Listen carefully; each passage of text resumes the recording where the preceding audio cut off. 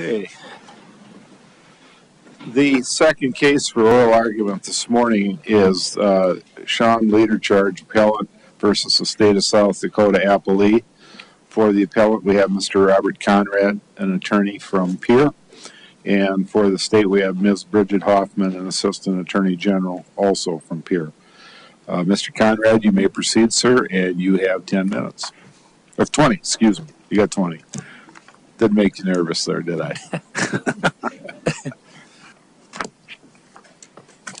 Good morning. I would just take one quick second to say thank you to Dean Fulton and the law school for putting on this event. This was important back when I was a student, and it's nice to be able to come back and kind of repay the favor. I do appreciate everyone in the room reviewing the briefs and the case summary. I'm thankful that you selected this case because I view it as a case of first impression, and I think it's an important decision that the court has to make. I would first point out a few things that I think both of the parties can generally agree on. Number one is the case of State versus Darby that says a potential juror should be excused for cause if that juror is unable to set aside preconceptions and render an impartial verdict.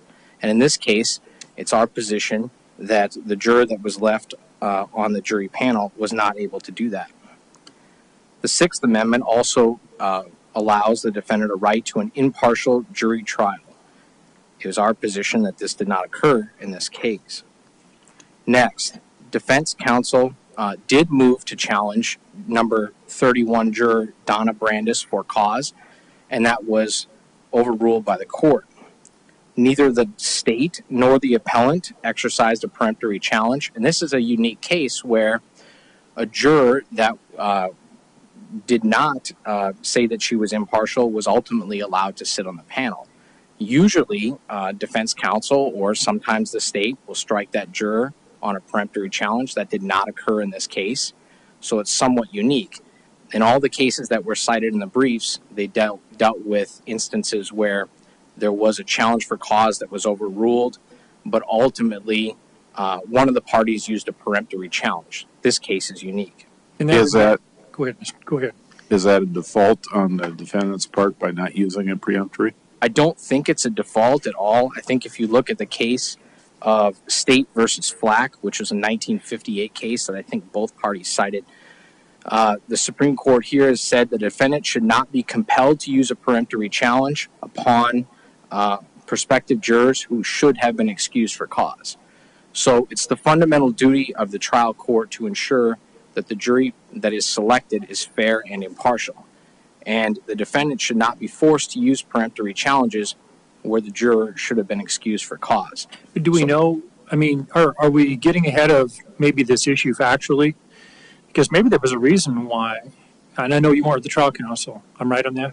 I've pondered that same question, and my response would be, number one, I wasn't trial counsel, so I've taken over I took over from sentencing until now, so I don't actually know what was going on.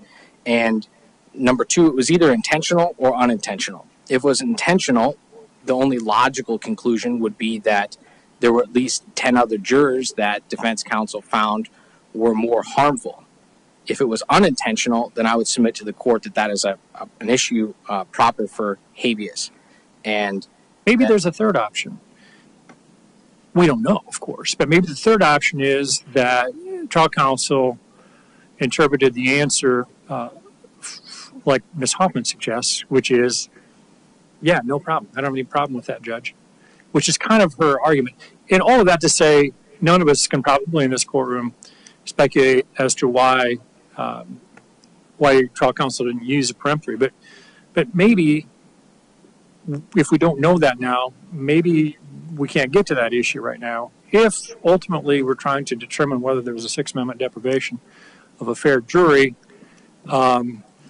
don't we also have to examine the jurors and the impartiality of the jurors that were actually seated? I guess my response would be that in the end, I think it takes a clear and unequivocal statement from the prospective juror that they intend to be impartial, that they believe that they can be fair. We can speculate all day as to the reasoning for why this happened the way it did, but ultimately I come back to the settled rule of law, which is you can't be forced to use a peremptory challenge. There's supposed to be a free right that the defendant has in selecting the jury, and ultimately it is the trial court's job to make sure that the jurors that are sitting are fair and impartial. Yeah, but what about the motion for new trial hearing where that jury got on the stand and in essence said, I was fair and impartial. I did follow the evidence. She did say that. However, I have serious concerns about getting the transcript from the voir dire process to the motion for new trial, where the testimony is greatly differs. In the voir dire process, she said, "I just don't feel I can be a fair juror." Then she says again, "I just don't feel I can do this." And then defense counsel asked her, "So you don't think you could be fair and judge this case on what you hear today?" And she says no. Then the trial judge asked one question, kind of a compound question, and then magically somehow she believes that she can be impartial. There was no explanation given at all in the motion. But to get the context of that whole discussion, don't you have to go back a little bit earlier? And the first issue that this juror raises, she says, I can't leave my work. I've got all this stuff I have to do at work. I'm the only person there. I mean, it's obvious her concern is I can't be here to work, and that's sort of done away with. So then Judge Brown is looking at this as this lady just wants to get off the jury because she doesn't want to miss work. I mean, don't you think that's how Judge Brown viewed that? And I don't think so at all. Come within abuse of discretion? I think the first question that was asked, this was early on in the voir dire process, and the first question had to do with, is everybody available for jury duty today because, or is there some employment reason you can't be here? That's the first reason that was brought up was her job. Then secondly, before the attorneys had talked about bias and impartiality, then she volunteered that information as well. So she kind of skipped ahead in the voir dire process. But again, I just feel like the trial court and defense counsel, to some extent, didn't do the greatest job of trying to really flesh out what the impartiality was. The prospective juror said that the victim comes through my alley because I live right across from the school. She goes to the playground and I visit with her. Well, counsel, you're from Pierre. There are 48 counties in this state that have under 10,000 people in it. Every one of those counties, you're going to have the same problem you had in White River. Everybody knows everybody else. So that cannot be the standard. I don't think it's just knowing. I think it's the fact that, well, number one, she identified this person as the victim before even named in the voir dire process. And number two, that is what she said. Everybody does know everybody in a small town. White River is fairly small. But at the same time, you have to take that in context with what was actually said, and that was she doesn't believe that she can be fair. So based on her knowledge of this person, she says 3 times that she doesn't think she can be fair, that she doesn't think she can do this, and she doesn't think she could be fair. Once the conversation in the voir dire process moved to her impartiality, then it was no longer about employment. It had nothing to do with her job at the water treatment plant or the city water office. It had everything to do with her ability to be impartial. And again, I think there's serious credibility issues with the second time she testified, which was at the motion for new trial, where she didn't seem to recall any bit of the voir dire process. She didn't seem to recall whether or not she knew the victim. She didn't recall being asked any questions. She didn't recall speaking with the judge.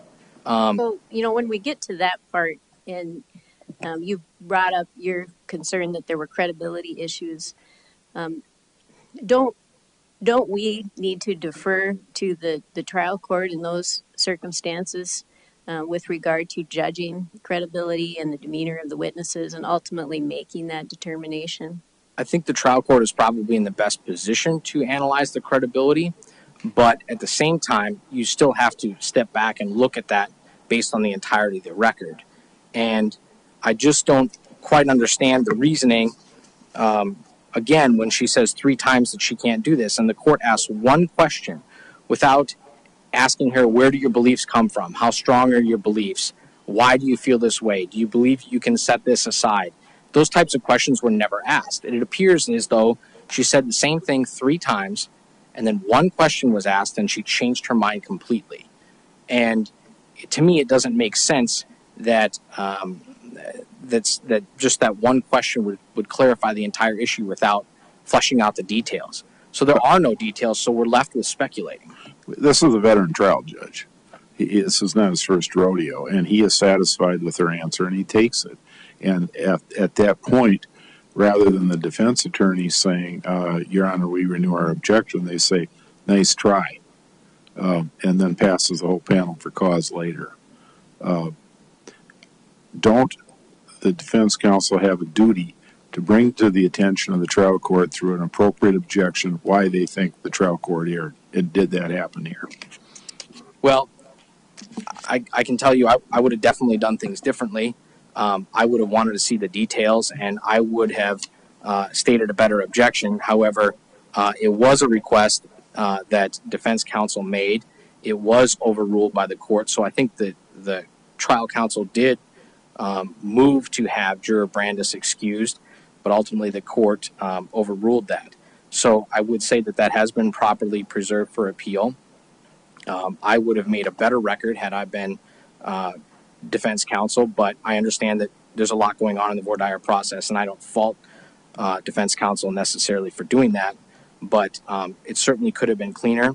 I do acknowledge the fact that Judge Brown has tried numerous cases. I've been in front of him myself when he was on the bench. However, I think it's at least we can all agree that the question that Judge Brown asked was ambiguous, probably a two-part question, maybe a little confusing. So again, given that all of this stated impartiality that this prospective juror had seemed to have been cleared up, so to speak, with this one confusing question, it just doesn't make sense when you look at the record as a whole. Then couple that with the fact that later on in the motion for new trial, she doesn't recall any of this. I think there's some credibility issues, and it's I and the defendant here and the appellant disagree with how the judge handled it. Do you have a quarrel with? Do you have a quarrel? I'm sorry. Go ahead. It would have to be a first in history for a person to lie to get on a jury, at least from my personal experience. Well, I agree that people usually, some do try to get off of the jury panel, but in this case, I don't know that.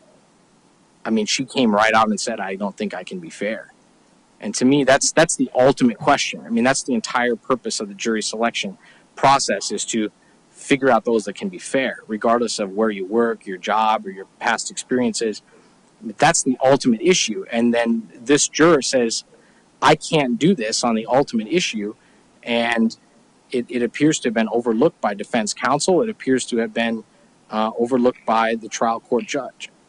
So that is the reason that we submit to the court that there has been an error made by the court. Now, an error alone is not enough for this court to overturn that on the abuse of discretion standards. There also has to be prejudice, and I'd like to talk a little bit about that because the state and I have a bit of a disagreement as to how this prejudice applies.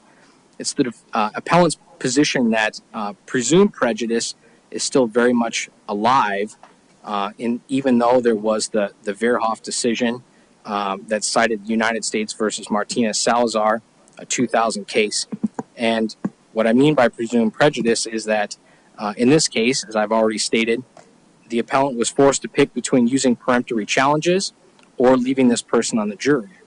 And number two, there's presumed prejudice because she ultimately sat on the jury after stating 3 times that she was impartial, and she voted to convict him. So, but if we presume prejudice, we're not assessing prejudice at all, are we? Well, that's what I argued in my initial filing, is that prejudice should be presumed based on the old Etzkorn case, which has partially been overruled.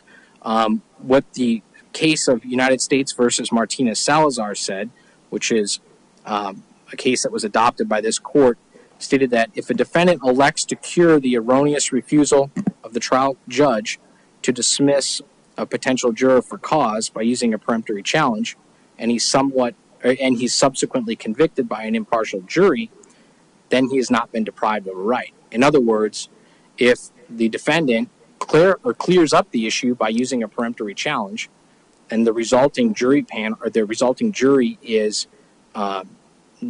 impartial, then he's really suffered nothing, and that the purpose of the peremptory challenges is ultimately to get us to the point where we have a fair and impartial trial. So in that event, then what would the result be then under that scenario? Under the new case, which is Verhoff, which adopted the Martinez-Salazar case, if that case happened, then the court would no longer presume prejudice. There still could potentially be actual prejudice, but I think the idea of presumptive prejudice has been done away with in that particular scenario. Where defense counsel, in fact, uses a peremptory challenge to correct what counsel feels is necessary to do to get a fair jury panel? Correct, and that's where I submit to the court that there's a difference between this case and all the other cases that have been cited, is that there was not a peremptory challenge that was used. So if you go back to State versus Edscorn in 1996 case, that's where they first came up with, this court adopted the idea of presumed prejudice. In that case, there were, the defendant was forced to use peremptory challenges. He argued on appeal that he would have later stricken other individuals, and this court found that there was presumed prejudice. But under the rule you suggest, and I don't mean to impugn anybody's motivations, but under the rules you suggest, Mr. Conrad, defense counsel alone is unilaterally in control of whether there's presumed prejudice or not, by making the decision as to whether he or she is going to exercise a peremptory challenge. Well, to some extent, yes. Defense counsel, I would submit that any good defense attorney is going to try to get a jury selected that is going to be impartial. However, and I think under the Rodriguez versus Weber case, exercising peremptory challenges is what this court has called tactical decision. It's a matter of trial strategy. It's within the strong deference of, within the deference of the attorney for the defendant. However, I think it's important to point out that, you know, whatever reason the defense counsel had in this case, he still shouldn't be forced to use a peremptory challenge in order to excuse someone that should have been excused in the first place. So that's really where the nuance is in this case, is that the peremptory challenge was not ultimately utilized. This juror, after saying several times that she was not qualified and not impartial, ultimately sat on the jury. Mr. Sean Ledercharge was convicted, and as a result, we had someone that sat on that jury that was impartial, and that Mr. Conrad, I'm sorry. So you've pointed to the new trial motion transcript in an effort to suggest that there were credibility issues with this particular juror's suggestion that she then could be impartial in response to Judge Brown's question. So then how do you also look at the additional testimony presented at that new trial motion as it relates to whether there was actual prejudice, whether she did serve and was not a fair and impartial juror, when it did appear that some of the things she was saying in that proceeding suggested that if she did have a bias, it would have been in favor of the defendant. Here, well, how do we consider that? 2 minutes. Oh, thank you. 2 minutes, yeah. I guess I would state that I think her entire testimony at the motion for new trial really doesn't make much sense at all.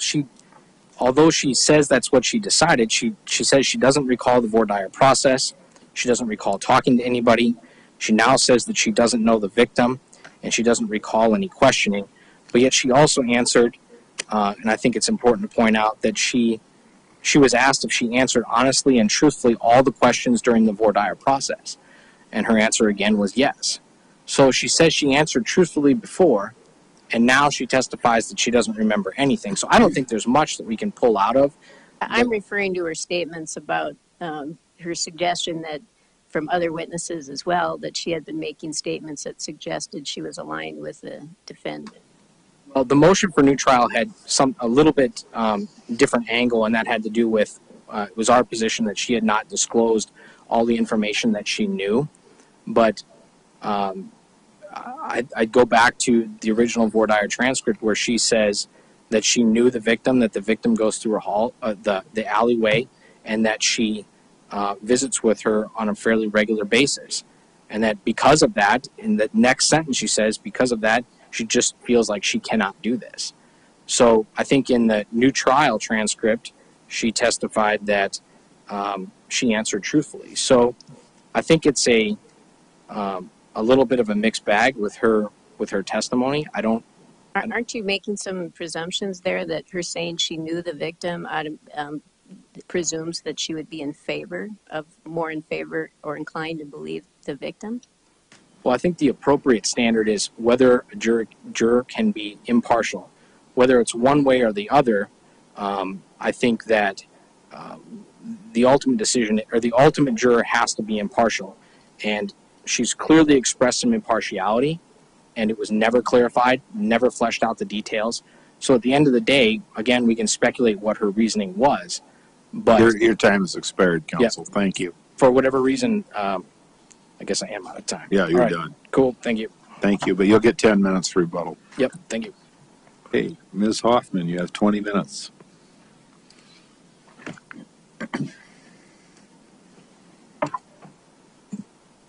Good morning. May it please the court, counsel? The state respectfully requests that Leader Charge's convictions be affirmed because the jury that convicted him was fair and impartial. So during voir dire, an exchange took place between Leader Charge's then trial counsel, juror Donna Brandis, and the court. Leader Charge's trial counsel posed a question to the panel about whether people would be available for the next 2 days. And in response, Juror Brandis expressed concern at the fact that she was the city finance officer and the only person available to handle tasks such as water bills.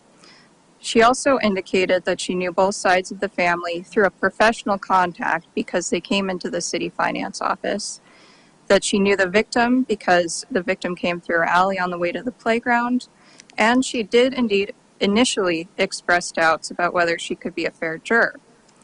But after Leader Charge's attorney challenged her for cause, the court explained that it could not dismiss her for employment-related reasons, and that her task was to be a fair and impartial juror and listen to the evidence as presented at trial. The court's final question for her was, "Is there any reason why you feel you cannot listen to the evidence and present a fair verdict?" Brandis replied, "No, I can't." The court denied trial counsel's challenge to Brandis. Both parties passed the panel for cause, and no further objections were raised to challenge Brandis. Neither party used a peremptory strike against her, and she was selected to serve on the jury, which convicted Leader Charge. That answer of the juror, though, could be read two ways. It's not a model of clarity. Either she's saying, no, there's no problem, or no, I can't be fair. And she and the judge are literally talking over the top of each other. Right. So what are we to make of that?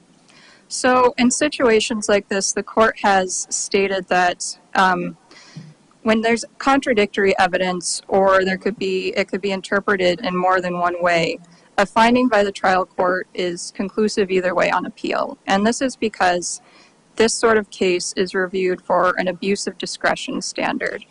And under an abuse of discretion, great deference is paid to a trial judge. And trial judges see and hear jurors. And a textual record that we have on appeal just may be very unclear.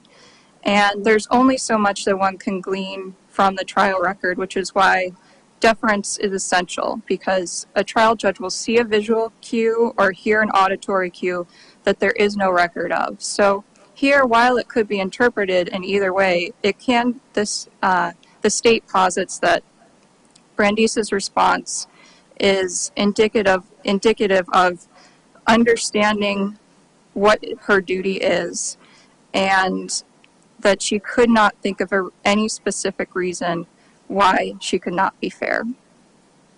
Now, your defense counsel here, your opponent, makes a major emphasis on what he sees as inconsistencies between her testimony at the motion for new trial and her comments in voir dire. What would your response to that be? Here, while there may be some differences between Brandis's testimony at voir dire and at the motion for a new trial hearing, ultimately even looking at all the testimony that was presented about her and all the statements that she made in a light most favorable to Leader Charge, there's nothing that suggests actual material prejudice anywhere in the record. She never indicated that she had any biases against Leader Charge. In fact, if anything, she had expressed positive feelings for Leader Charge prior to trial. And while she indicated that she might have known both sides of the family through her work at the city finance office, that never was an indication about an unqualified opinion about the merits of the case. While there is an indication that she had spoken to the victim, again, there was never any indication about speaking to the victim about the specifics of the allegations, or that there would be any, that Brandeis had any unqualified opinions about the merits of what the victim's testimony would have been. So, in short, there may be discrepancy about her testimony, but even considering it all in the light most favorable to Leader Charge, there's no material prejudice demonstrated on the record. Ms. Hoffman, can you give us your view of the state of the law vis-a-vis the Epscorn case, Verhoff, and some of those principles we were talking about with Mr. Conrad? So, it is the case that this situation is a little bit different than what happened in Epscorn. But what the state wanted to point out was that there's no such thing as a presumption of prejudice in a juror qualification issue. That ultimately what must be looked at is whether the jury that tried Leader Charge was fair and impartial. So there has to be some demonstration of bias. There isn't a presumption. There has to be some sort of demonstration on the record that the jury that did try him was not fair and impartial in order for there to be a reversal. And in that regard, there's no specific test to determine whether a juror is impartial or not. But a voir dire transcript should show several things, and this is under State v. Darby, that the voir dire transcript should show that jurors understand that the state must prove guilt beyond a reasonable doubt, that the defendant is presumed innocent until proven guilty, and a determination of the defendant's guilt must be based solely on the evidence and testimony presented at trial. And here the state submits that Brandeis didn't demonstrate any problems with the state's burden of proof or with the presumption of innocence, and she did indeed say that she could judge the case based on the evidence presented at trial. So, would that be enough if it were otherwise in your argument weren't correct? Would that be enough to establish prejudice, or would there be a more comprehensive searching examination of the entire panel that considered this case? I think it would depend on the case, Your Honor. Here we're just looking at Brandeis and whether she was fair and impartial. There hasn't been any demonstration that any of the other jurors were unfair. So in your view, there's no need to consider that question more carefully. Correct.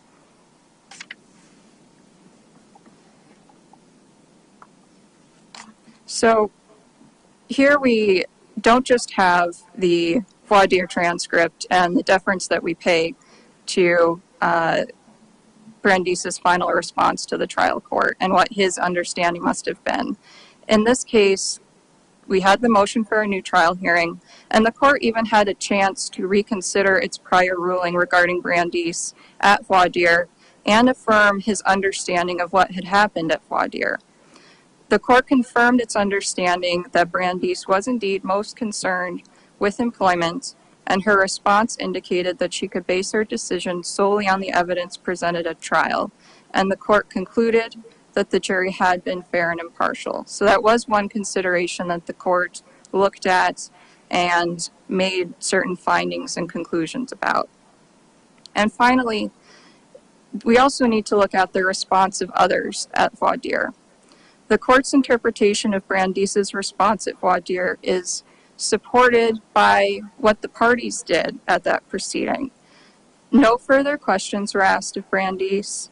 The panel was passed for cause, and she was not removed by a peremptory challenge by either party.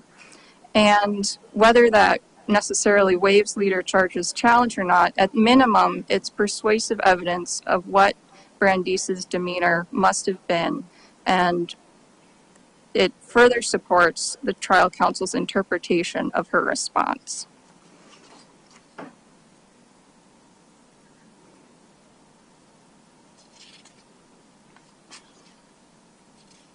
I believe I've actually touched on every point that I've wanted to make here.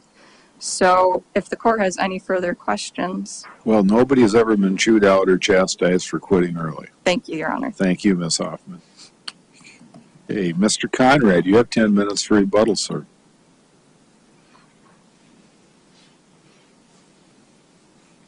I guess I'd like to point out a few things. First of all, I fundamentally disagree that this was an employment-related discussion concerning Donna Brandes. I would like to point to the fact that on page 34 of the transcript, Donna Brandes, trial counsel said that Brandes had touched on some things that they hadn't quite got to yet, which was the discussion about impartiality and fairness, and essentially trial counsel said that she was getting ahead. So the reason that it wasn't brought up by, I guess, immediately following jurors in their discussions is the fact that this issue of impartiality and fairness was taken up earlier than the jurors had planned. So this came about earlier. The other thing is, again, we can all speculate as to what we think the motivations were, but at the end of the day, nobody really knows. Again, I wasn't trial counsel. So when she says the victim comes through my alley and I live right across from the high school, she goes to the playground and I visit with her, who isn't going to be sympathetic to a 10-year-old girl? I mean, I doubt there's anybody in the room that knows a 10-year-old girl and says, I don't like her, or I have a problem with them. Everybody's sympathetic to a 10-year-old girl. So I would submit to the court that it's highly unlikely that because she talks to this girl at the playground that she has a problem with this girl. So in my opinion, she would be biased toward that girl, having gone through the interactions that she has. She also talks about my client's family and essentially makes the comment that she has to deal with my client's family. Now, when somebody says, I have to go deal with this person, that usually is in a negative way. So I would submit to the court that the bias that she showed was probably in favor of the young girl and probably against Mr. Leader Charge's family. It is a small community. I'm sure she knows everybody. She works in the city finance office. But that isn't the standard. You don't have to have zero knowledge about the case. But if you have some bias or something that would cause you to rule on something or to make a decision based on something other than the evidence presented at the trial, then you shouldn't sit on the jury. And in this case, you're talking about that standard, Mr. Conrad. You know, we go back to the challenge for cause statute in 23AA-20-13.1, and you cite 3 subsections under there that you think the trial court should have excused this juror. You cite subsection 11, which requires a showing that the prospective juror has knowledge of some or all of the material facts in the case and has an unqualified opinion or belief about the merits of the case. There's no indication in the record that she had knowledge of some or all material facts in the case, is there? I mean, at least at the time of jury selection. I would disagree. I believe that the 2 witnesses that testified at the motion for new trial testified that there was some knowledge but that's after trial. Let's go back to at the time the judge makes his decision. I think the record is fairly limited. The only thing we have is the comment about going to the alley and visiting, and the fact that they deal with the family. Isn't that the record the judge has to make his decision on whether subsection 11 applies?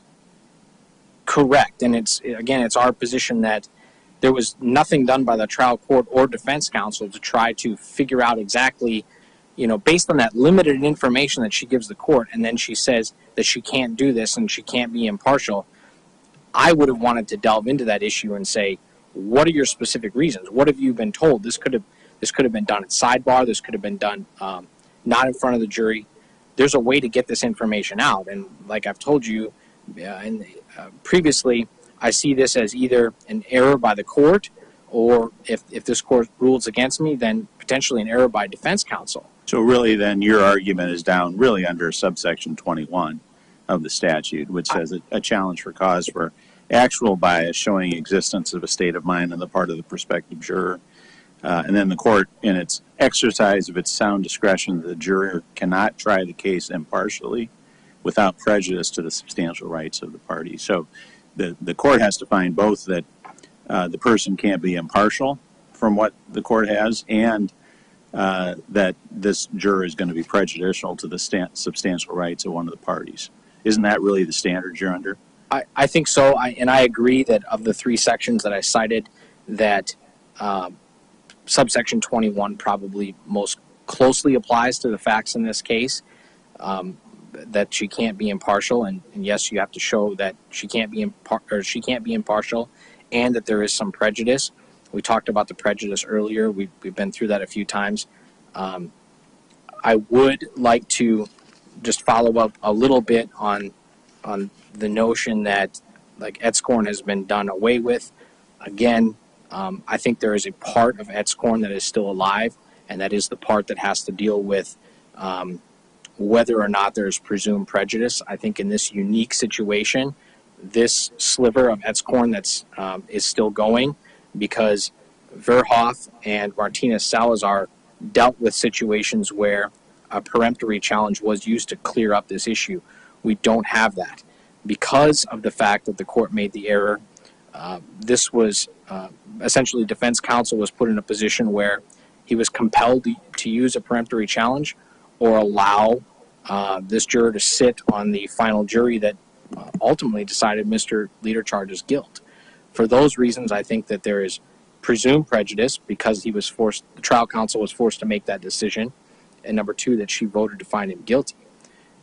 She was never rehabilitated, and one case that we haven't talked about yet was the Moeller case, and that was a case that had to deal with some prospective juries in a death penalty situation, prospective jurors in a death penalty situation, and they initially voiced to the court a strong favor for the death penalty.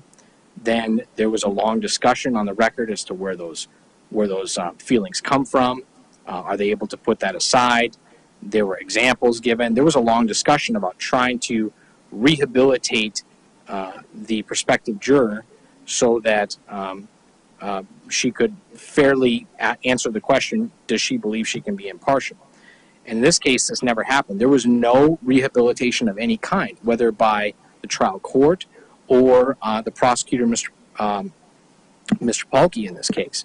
Is it reasonably probable that the reason why no further inquiry occurred was that in that context, in that moment, both the trial court and trial counsel felt that she could be fair and impartial? You know, there was nothing to stop defense counsel from saying, Your Honor, may I inquire further? Or re-urging the challenge after a further colloquy. I agree. I don't know that there was anything that would stop them. However, the entire reading of the voir dire transcript, in my opinion, just leaves so much to be desired. There is, again, no follow-up of any kind that would try to get to the heart of the issue. And again, we're not talking about just an employment-related matter that can be fairly quickly dismissed. She goes right to the heart of the issue 3 times. On her own without prompting. I mean, she brings it up on her own that she does not believe she can be impartial. She is asked it another way Thank you. She was asked another way by defense counsel, and she again confirms that. And the only thing in between her 3 statements saying that she can't do this and be fair and impartial is this confusing question asked by the trial court. But you understand that the defendant and the state are entitled to have a fair and impartial jury. And is there any reason why you feel like you cannot listen to the evidence and present a fair verdict? And she says, no, I can't. No, I can't that is not a good answer for either one of those questions. If she's asked if she understands the right to a fair and impartial trial, and she answers, no, I can't, that answer doesn't make any sense at all. If she answers, is there any reason why you cannot listen to the evidence here and present a fair verdict? She would have said no, not no, I can't. No, I can't doesn't make sense. It's not a good answer to either one of the compound questions that the trial court asks. So it's my position that the three statements, which I view are fairly unequivocal, saying she can't do it, is somehow magically cleared up by this confusing question without any details whatsoever. Defense counsel nor the trial court fleshed out any details to try to figure out where the bias came from or if it can be properly set aside. And for that reason, she was left on the panel. I don't agree with the decision to not use a peremptory challenge, but that is what happened in this case. And as a result, she sat on the jury and she found him guilty. So his fundamental Sixth Amendment right is to an impartial jury trial. In this case, the juror said 3 times she can't be impartial. So for those reasons, I would ask that this court find that there was an error by the court in allowing Ms. Brandes to remain on the jury panel and ultimately on the jury. I would ask that the court find that the decision to not grant the request for cause was made an error and that there was both actual prejudice because of the things that she said in court and the fact that she wasn't rehabilitated, and that there's also presumed prejudice, which is based on the little bit of law left from Etzkorn that says presumed prejudice is very much alive in a situation where someone that is impartial sits on the final jury. For that reason, I would ask the court order that this is an abuse of discretion and that the judgment of conviction be vacated and that the defendant be granted a new trial with an impartial jury. Thank you, Mr. Conrad. The court will be in recess for 10 minutes.